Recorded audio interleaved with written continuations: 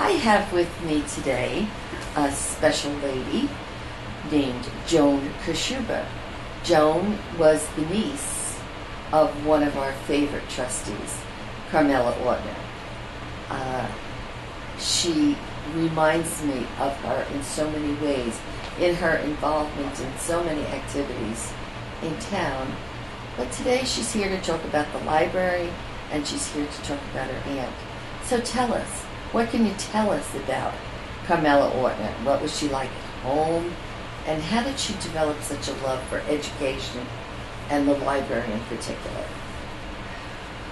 Well, I can tell you that she was one of 5 siblings, and the only one that insisted and asked her mother all the time if she could go to college to become a teacher. It was in her heart. It had to be in her heart from the day she was born.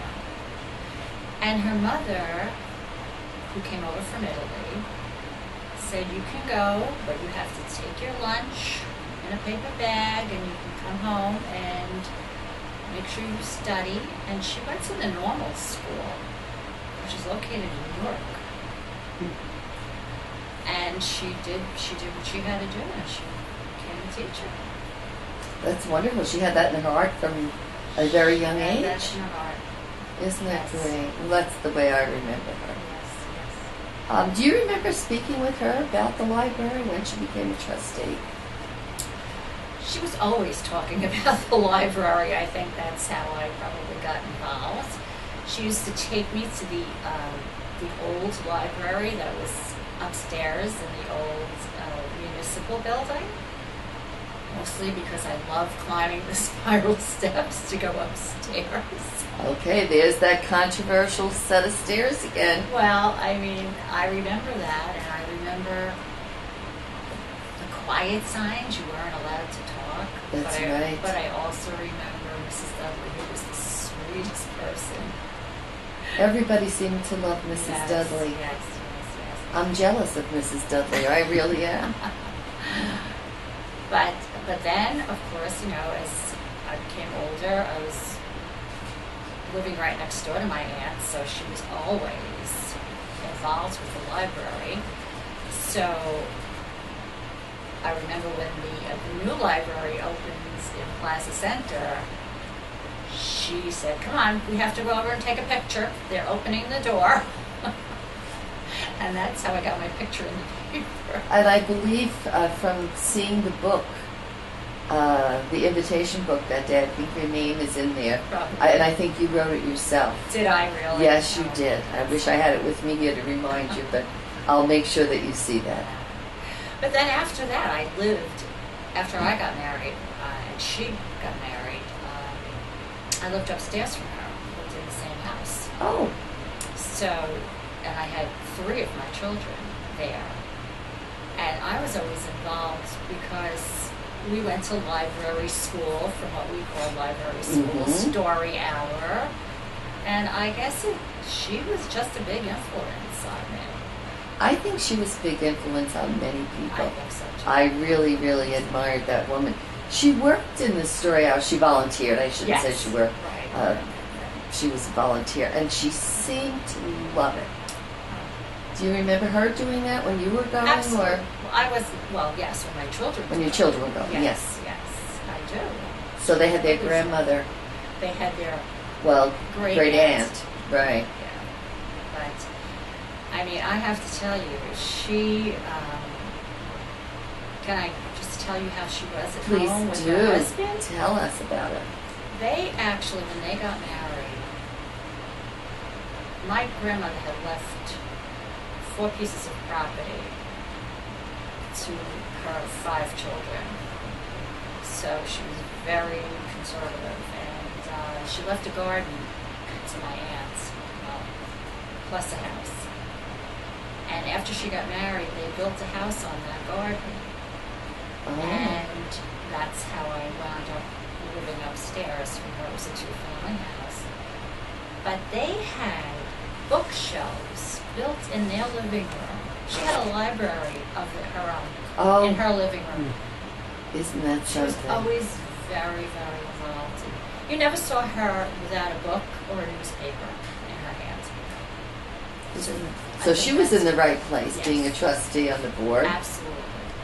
She was a very hands-on type of trustee. She was very involved, very interested in knowing the day-to-day Oh, absolutely. operations and making sure that everything was done correctly. Absolutely.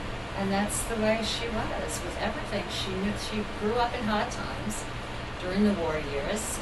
They lived on ration stamps, and they just, I guess it was her mother that taught her, you know, Certainly, you take your lunch to school in the bag and come home from college. you have, right, That's exactly. the way you do You it. don't spend money foolishly. Which was one of my questions to you here was, she was a very frugal Yep. trustee, and she was diligent. She was a saver, and she was interested because when I came on, she was a board member, and we had some money saved, Mhm. and she was very interested in how much interest I was getting on that. And Oh, of course. She was always that way. was she? Yeah, and you're saying, was she that way in her personal life? I guess so, right? And that's how she taught all of us. Absolutely. Well, it's lucky for us that she was there because the library in those days saved a great deal of money. Ratables were high, Yes. so they had the money, but they didn't waste it. No, and that was the whole thing. They didn't just go out and buy something frivolous or buy sets of books perhaps that weren't needed. And I think that was a big part of her influence. Well, she always said, waste not, want not. She always said that. She was so good to a lot of us. She held our mortgages at a lower interest rate. Isn't that She's something? wonderful, I have to say. And yet she was a lovely lady who didn't act as if she had any more than anyone else. Everyone was equal, and Absolutely. she was a kind soul. I remember I wanted you to be my sister, so I was a member of your family. Maybe she would have held my mortgage. Oh, she was. But because of her, and because of Margaret Grazioli, and the years that those board members served, and their conservativeness, we were able to support this construction to the Absolutely. town. And I believe when we came here, I won't say to the penny, but there was over $1.5 million, almost $2 million, that we were able to give to the town from the library. That's wonderful. And it was really, I'm sure, a temptation to want to do this and want to add programs. And of course, in that small building, there were constraints because there was no room. But there was also a dream that they all had, that someday that library was going to be bigger. And they were going to need the money to do it, or the roof would cave in. The old way of thinking. That's you know? exactly right. I was just going to say that. That's how they thought back then. I know my mom and dad were that way, and sometimes I criticize myself. I think I waste a little too much once in a while, but never of the library's money because Mrs. Ortner will be Taught you checking. well. She will be checking at every meeting how much interest, and I used to have to call all the banks, negotiate with them. But I knew who would be watching me when I went back downstairs to the meetings, but always in a very loving. Oh, always. I don't think she ever called me by my name. It was dear this, so I loved her. I really did. That's wonderful. I think you're very fortunate, but I think that she was fortunate to have you. You've been very involved in the town of Secaucus. Yes. And in the library. So, And in the women's club, which I don't know if you remember, but we used to hold our meetings yes, at the library in the plaza. in the plaza. And the library was so wonderful to us. And I don't know if you remember this, but I think the Women's Club had the first mini fair in They did. Buck Miller Park. Well, they actually did. They and did. I used to bring my children That's right. to the mini fair every That's year. right. It was always the first Saturday in September Right. because then we would go to the 5 and 10, Uh-huh. which we had in those days, and buy the school supplies. That's right. That's exactly right. and I didn't intend to say this, but when the women's club at that point in time was near the time I became the director, I remember speaking to Margaret Grazioli about starting it back up again. And because I thought it was such a great institution, I didn't want to see that fold up. But then when I became director, I had a choice to make. Do I go back and try and get the women's club going again? Or do I start the Friends of the Library, of which you helped me because you were on the steering committee? Yes, we were. So that's how the Friends of the Library then decided, let's do a mini fair and book sale. We had a big book sale that day. So Which is wonderful. You did a wonderful job, Kathy. no, but it was a choice. And But that's the okay. women's club, we have some, not much, because we passed everything along to Sally Pollock. Oh, she was a wonderful woman also. And Edna Mondadori. Oh, absolutely. I was wishing Edna could be able to let me interview her and tell us some stories from the old days, but we know how active she was. And are you related to Edna as well? No, I'm not. No, so that's Pat DeFerrari, your friend. That's Joe DeFerrari, actually, Right. her husband. I think they're cousins. And So they served, they were actually the first Friends of the Library, because you say the library was wonderful to you, but they were wonderful back. They were the ones that my director, Margaret Grazioli, called on when she needed help. she was another wonderful person, I must say. Oh, she was. She really She had was. such, and she actually held on to that money as well. And she had foresight knowing what she wanted to have here. So they were a good team. Yes. And there happened to be a very good board. Mhm. There's different types of boards and what they're interested in. Mhm. And Mrs. Ortner and Mrs. Grazioli were a great team together. Yes. So you know we're going to celebrate our 80th anniversary.